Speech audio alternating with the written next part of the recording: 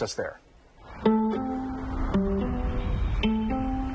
Our Black History Month celebration is actually part of a bigger initiative that we have going on at the center. It's our All Together Now celebration of freedom and equality. And we'll be celebrating through Black History Month and Women's History Month. So there's some really special stuff in here.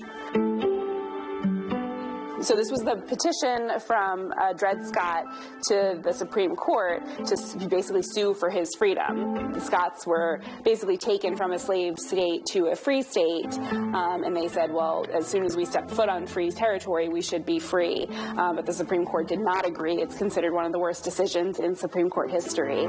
This is a copy of her petition for her freedom.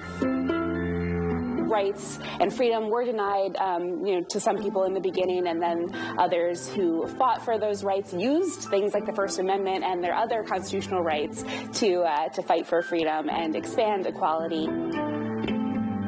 So we have Frederick Douglass, we have his inkwell here, Harriet Beecher Stowe, who wrote Uncle Tom's Cabin. So those are the stories of the people that you'll learn about when you explore the exhibit and see the objects, that were personal to them.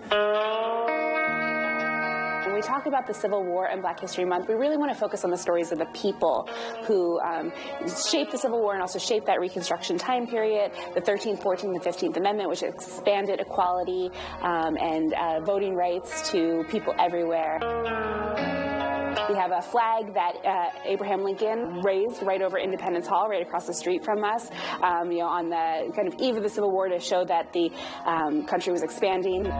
So these are copies of the Emancipation Proclamation that were auctioned off, and for a long time people assumed it was a forgery because Lincoln very rarely signed Abraham. He always signed A. Lincoln. But the theory is that he would have wanted to raise more money, and like his full signature would have gone for more, and so he signed his full name.